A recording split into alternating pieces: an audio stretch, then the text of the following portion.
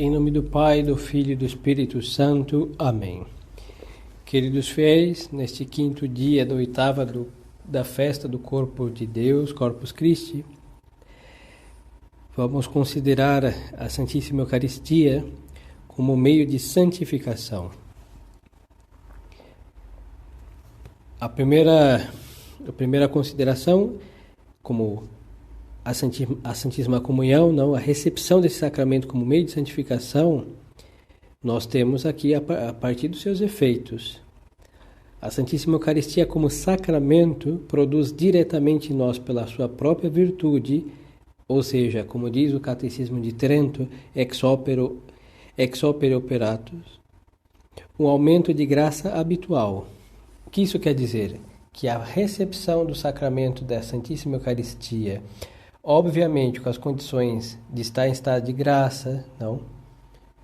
Estar em estado de graça, recebê-lo com a condição de ser uma comunhão não sacrílega, por si só, esta comunhão, pela presença real, como um sacramento, obra necessariamente causando necessariamente um aumento de graça santificante.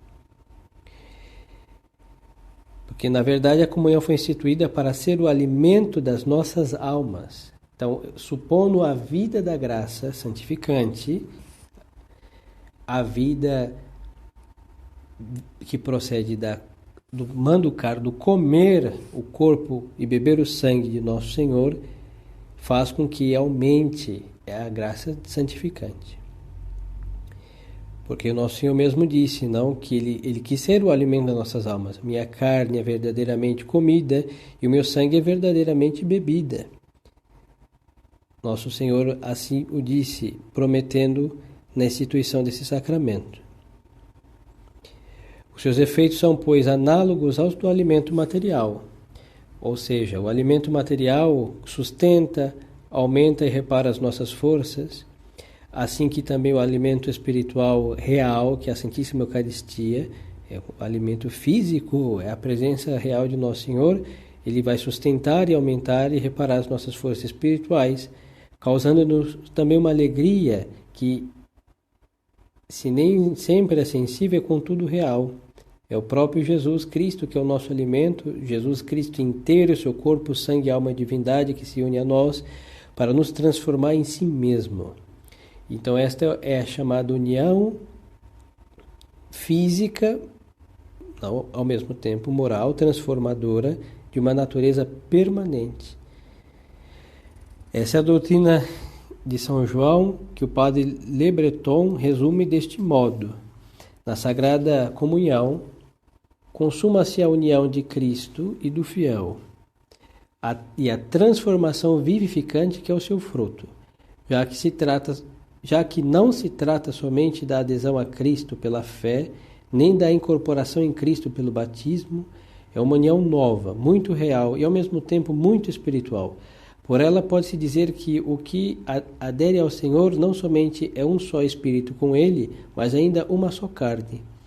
Esta união é tão íntima que Jesus não receia dizer: da mesma sorte que eu vivo pelo Pai, assim o que me come vive em mim. Indubitavelmente aqui não há mais que uma analogia, mas ainda assim, para respeitar é mister entender aqui não somente uma união moral, fundada numa comunidade de sentimentos, senão uma verdadeira união física, real física, implicando a mistura de duas vidas, ou antes a participação, por parte do cristão, da mesma vida de Cristo. Esta é a explicação do padre Le Breton, no seu livro As Origens do Dogma da Trindade, na página 403. Esta é necessariamente a primeira causa santificadora, unir a nossa vida com o nosso Senhor Jesus Cristo. É uma união física, e isso é de fé, segundo o Concílio de Trento, que a Eucaristia contém verdadeira, real e substancialmente o corpo e sangue, alma e divindade de nosso Senhor Jesus Cristo. Então nós fazemos aqui uma comunhão sacramental, recebendo real e fisicamente oculto sob as espécies, ou seja, aparências do pão, do vinho, aparências de pão e de vinho, mas a substância, o ser é o corpo, sangue, alma e divindade do nosso Senhor. Então recebemos o nosso Senhor fisicamente. E a partir de então nós somos, pois, não somente sacrários, mas cibórios, âmbulas, onde Jesus habita e vive, onde os anjos o adoram, onde devemos juntar as nossas adorações às dele, mas ainda entre Jesus e nós uma união semelhante à que existe entre o alimento e o que o assimila. E aqui a diferença, que é Jesus que nos transforma nele. E nós somos então transformados em nosso Senhor Jesus Cristo. Na verdade, o ser superior que assimila o inferior. Logo, comungando, nós somos assimilados a nosso Senhor Jesus Cristo. É uma união que tende a tornar a nossa carne mais sujeita ao Espírito e mais casta, e depõe nela um germe de imortalidade, e eu ressuscitarei no último dia. Nosso Senhor disse: aquele que come minha carne e bebe meu sangue, eu ressuscitarei no último dia.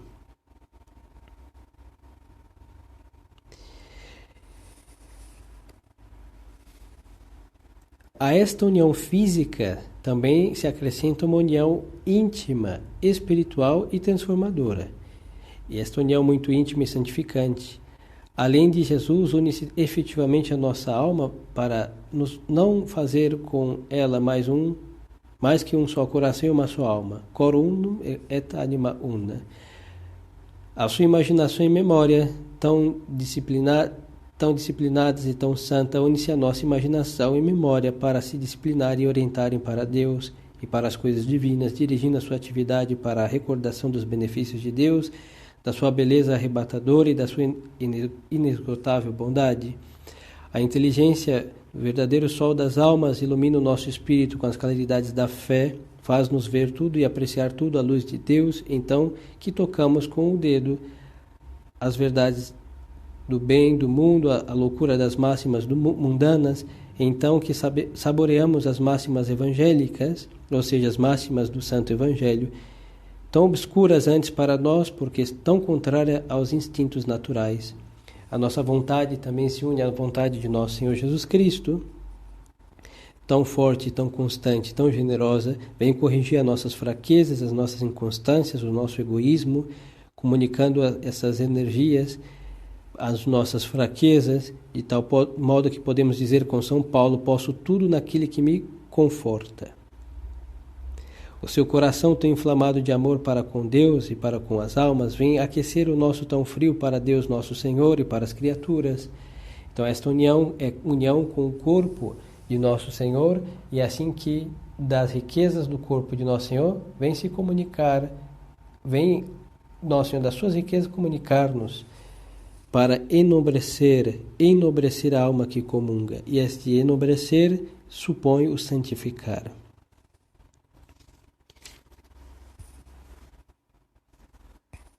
E assim fica evidente que esta união verdadeiramente física e espiritual, ela é uma união transformadora. Ou seja, transformar a alma que comunga a nosso Senhor Jesus Cristo com suas perfeições e comunicar assim a caridade de nosso Senhor, o aumento das virtudes, o aumento da graça santificante, e assim que a alma que comunga dignamente sai realmente enriquecida. E é o modo que nós temos para enfraquecer o que nós devemos enfraquecer: a força dos vícios, o amor desapegado, desordenado às pessoas. Hoje se peca por falta de amor, não? E o que nós chamamos de amor não é amor verdadeiro. Então nós devemos aqui, desta presença física de nosso Senhor pela comunhão, pedir saber amar o próximo como ele deve ser amado. Amar a Deus sem medidas, não? Devemos muito pedir que nosso Senhor arranque nossos corações dos amores mundanos, as ocasiões do pecado, as falácias deste mundo, a opinião pública, respeitos humanos. É neste momento em que nós comungamos que nós devemos pedir a nosso Senhor esta graça de viver em conformidade com seus preceitos. Essa união espiritual prolonga-se por todo o tempo que quisermos, segundo o testemunho do próprio Jesus Cristo. Aquele que come minha carne e bebe meu sangue, permanece em mim e eu nele. A presença sacramental, ou seja, nosso Senhor está fisicamente naquele que o comunga, enquanto as espécies se mantêm antes de se corromperem pela manducação, pela ingestão. Então, quando nós comungamos, a Sagrada Hóstia, aproximadamente 15 minutos depois da comunhão, está a presença física. Quando se consome as espécies, a presença física não está mais, mas fica a graça do sacramento. E a graça do sacramento está essa presença espiritual, que vai permanecer na alma. Por esta razão, aos leigos é permitido, na tradição católica, comungar somente uma vez por dia. Por quê? A segunda comunhão não lhe faria absolutamente nenhuma mudança no mesmo dia.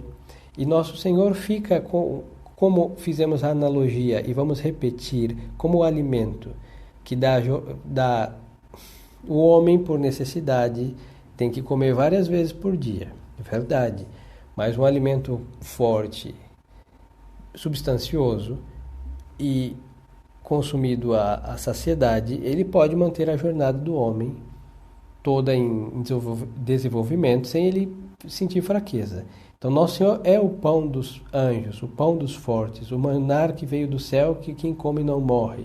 Logo, Nosso Senhor dá para a alma que comunga dignamente a graça da sua presença espiritual e ela segue toda a jornada das pessoas. Então, o dia, não?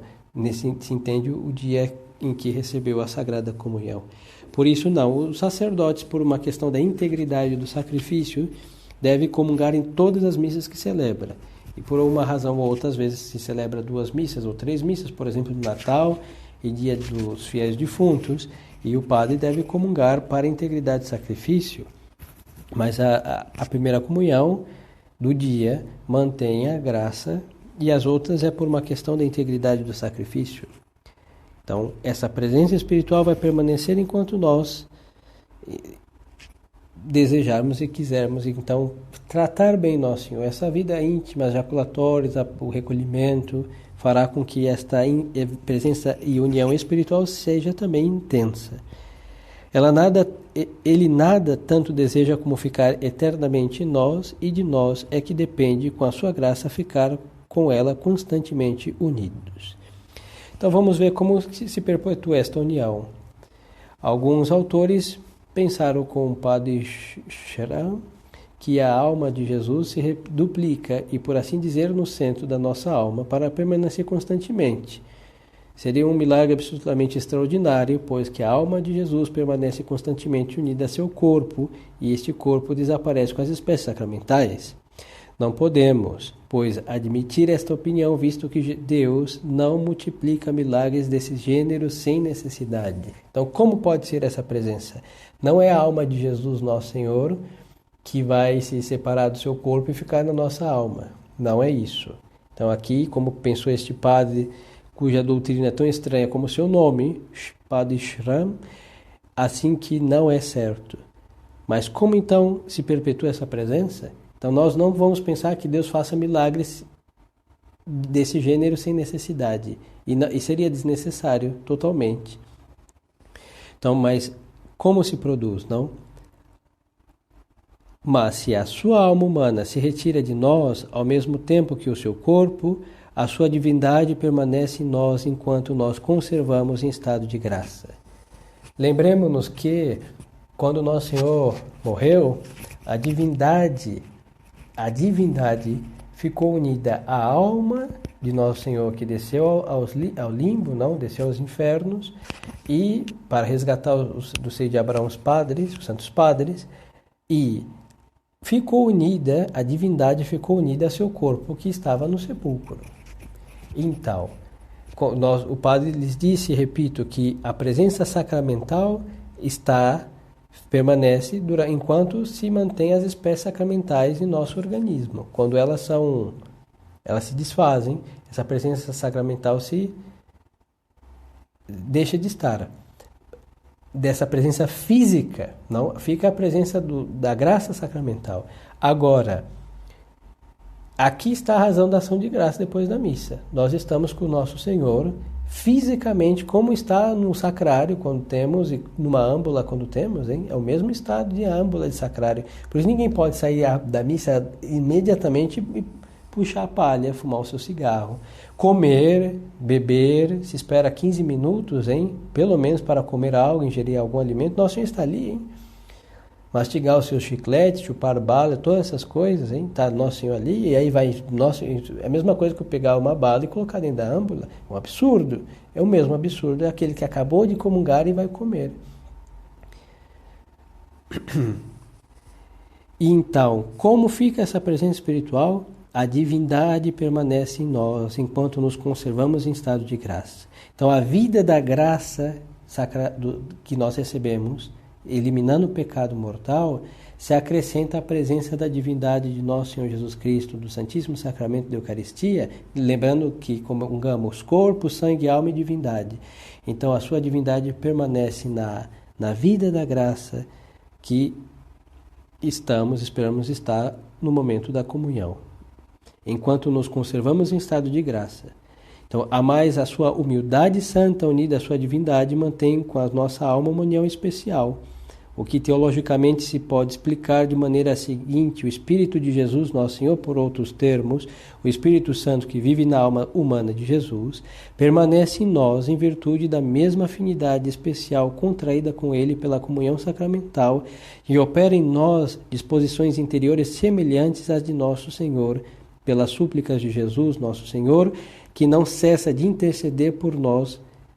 Concede-nos Ele graças atuais para mais abundantes e eficazes preservar-nos com especial cuidado das tentações, produzir em nós impressões da graça e dirige as nossas almas às suas faculdades, fala-nos ao coração, fortifica a nossa vontade, aviva o nosso amor, continua assim em nossa alma os efeitos da comunhão sacramental. Mas para gozar deste privilégio é necessário, evidentemente, viver em recolhimento interior, escutar atentamente a voz de Deus e estar pronto para executar os seus mínimos desejos. Então a comunhão sacramental completa-se por uma comunhão espiritual que lhe perpetua os abençoados efeitos. É o que ensina o padre Tanqueray no seu compêndio da Teologia Cética e Mística. São os passos deste autor que estamos seguindo nesta explicação. E esta comunhão implica, segundo o mesmo padre Tanqueray, uma união especial com as três divinas pessoas da Santíssima Trindade, porque, por virtude da circuncisão, palavra difícil, mas é importante, nós vamos no catecismo, no tempo oportuno, estudar sobre este tema. Pela circuncisão é a habitação das divinas pessoas uma na outra.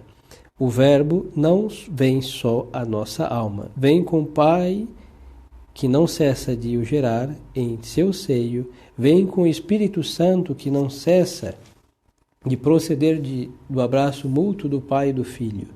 Se alguém me ama, disse nosso Senhor, meu Pai o amará e viremos a Ele e faremos nele a nossa habitação.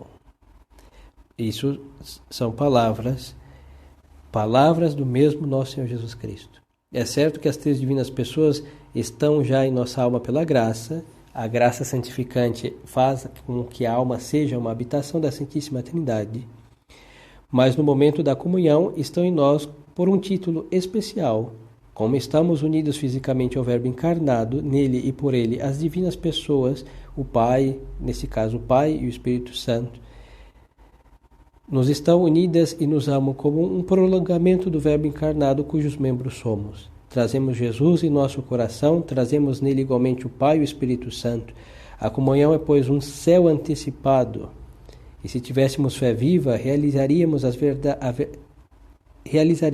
verdade destas palavras da imitação, que quer estar com Jesus já é o paraíso na terra.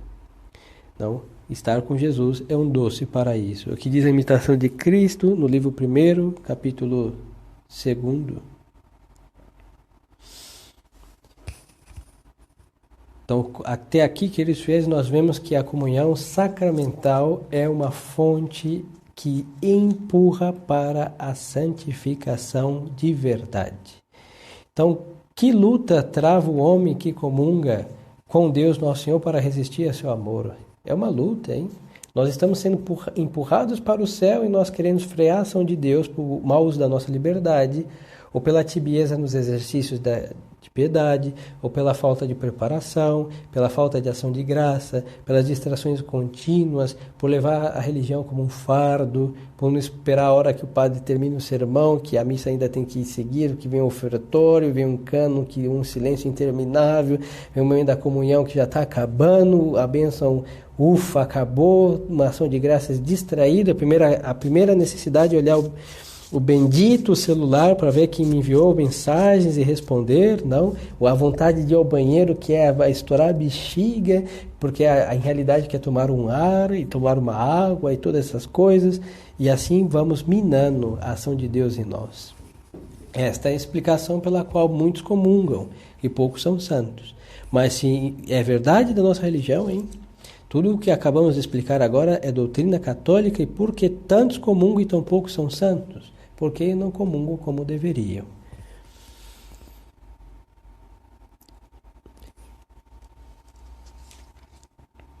Então, quais são as disposições para tirar mais fruto da comunhão? Uma preparação remota. É o que falávamos para as mesmas disposições para comungar. Aqui vai ser em uma redundância necessária. Preparação. Muito importante a preparação, pois é uma espécie de união antecipada, já é uma união antecipada com o Nosso Senhor. Supomos que a alma que já está unida com Deus pela graça santificante, sem o qual a comunhão seria um sacrilégio. Não? Então deve-se estar em graça santificante, é a primeira preparação. E antes de tudo, o cumprimento mais perfeito dos deveres de Estado. Muitas vezes as pessoas pensam que para estar bem preparados nós temos que rezar somente e descuidar dos nossos deveres de Estado. Não, pois nós vamos nos salvar pelas obras, é a fé e as obras. A graça santificante não se opõe aos trabalhos, pelo contrário, o santifica.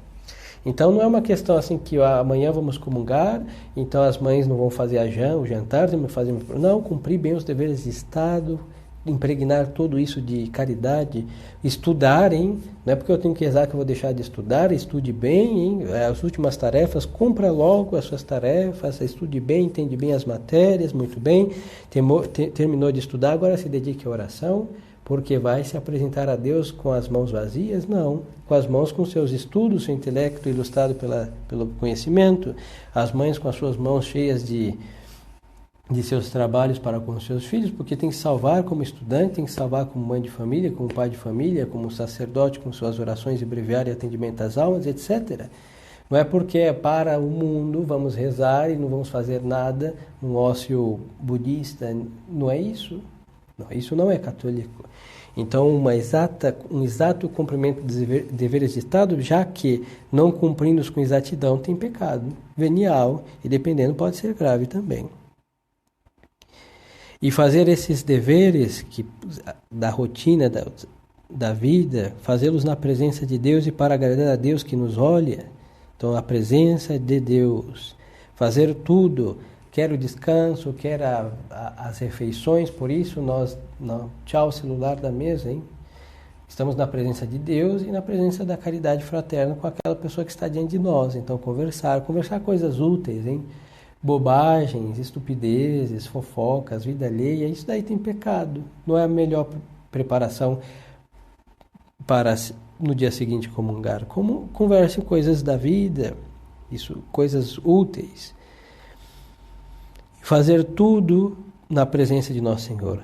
Uma humildade sincera, baseada por uma parte na grandeza e santidade de Nosso Senhor e por outra em nossa baixeza e indignidade. Então, considerações e humilhar-nos na presença de Deus. Isso é muito importante. Muitas vezes ir na presença de Deus, aos pés do crucifixo, e se humilhar na presença de Deus, dobrar o nosso espírito, nos prostrar espiritualmente na presença de Nosso Senhor.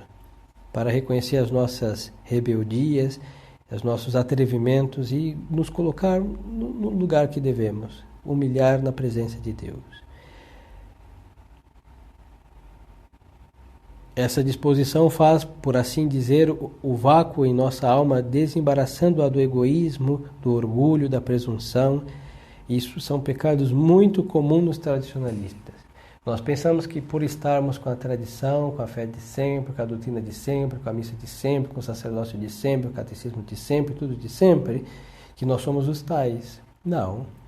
Lembremos-nos que Deus coloca tesouros em vasos de barro. Né? Vasos de barro. É o que São Paulo diz da graça santificante. Hein? Então nós temos que lembrar que nós somos pó e cinza, como qualquer outro mortais. E Deus nos deu riquezas, tamanhas riquezas, e nós somos piores do que os que não a possuem. Então nós temos que ter muita vergonha. Em vez de ficar incriminando os que não conhecem a tradição católica, nós deveríamos estar preocupados em sermos tradicionais como eram os que estavam enriquecidos com esses tesouros. Por assim depor nossa presunção, orgulho, não? E é no vácuo de nós mesmos que se opera a união com Deus. Quanto mais nos esvaziarmos de nós mesmos, tanto melhor preparamos a nossa alma para deixar Deus tomar e possuir a nossa alma. Esta humildade será seguida de um desejo ardente de nos unirmos ao Deus Eucarístico. Sentindo vivamente a nossa impotência e pobreza, suspiraremos por aquele que é o único que pode fortificar a nossa fraqueza, enriquecer-nos dos seus tesouros e encher o vazio do nosso coração. Grande, grande desejo que, retirando nossas misérias no vazio que ficar, Deus preencha mesmo as nossas almas com a sua presença. E depois da comunhão, a ação de graças que em outra ocasião já falamos, não? E aqui vou somente realçar o que já foi dito, começar por um ato de silenciosa adoração, adorar nosso Senhor, não adorar a Santíssima Trindade, honrar Maria Santíssima, invocar os seus auxílios, doces colóquios com nosso Senhor, não? E assim rezar por todos aqueles que pediram as nossas orações. Não é necessário lembrar o nome de todos, hein? Basta que quando alguém pedir oração, coloque na intenção rezar por esta pessoa e no momento da ação de graça, Senhor, eu recomendo todos aqueles que são credores de minhas orações, que a solicitaram. O Senhor sabe quem são, o que passam. Não precisa saber não, o nome do hospital, o nome de leito, não precisa. Para rezar basta saber que fulano está precisando. Às vezes é uma pessoa que a gente nem sabe o nome, eu vou rezar por aquele que tal me disse, pediu para que rezasse. Deus conhece tudo e todos e sabe que estaremos rezando por tal pessoa e interceder pelos outros. E assim, esta comunhão, vamos levantar do banco, santificados pela presença do Santíssimo Sacramento da Eucaristia, que está para a santificação das nossas almas. Não? Deus, nosso Senhor, quis estar perto dos seus e não se contentou de estar perto, porque Deus está perto, mas Ele quis estar dentro. E aqui o homem, não é que o homem seja, olha, que Deus quis ter um deleite em viver dentro dos homens assim, pelo Santíssimo Sacramento. É por uma necessidade do homem. O homem chegou a tal estado que sem este recurso de onipotência divina, seria muito difícil chegar à salvação. Então, em vez de nós começarmos a podar os mandamentos, a lixar o rústico da nossa cruz, comunguemos melhor e veremos que a rusticidade da cruz e o peso dos mandamentos são leves. É o que Nosso Senhor diz, não? Meu jugo é suave e o meu peso é leve. Mas para aqueles que vão até Ele, não? E aprendem dele que é manso e humilde de coração. E aonde nós vamos aprender isso? Comungando, digna, atenta, devota, piamente, seriamente, com muito respeito e amor a Deus nosso Senhor. Que Ele nos conceda esta graça por intercessão de Maria Santíssima e de todos os santos da nossa devoção e os nossos anjos da guarda. Em nome do Pai, e do Filho, e do Espírito Santo. Amém.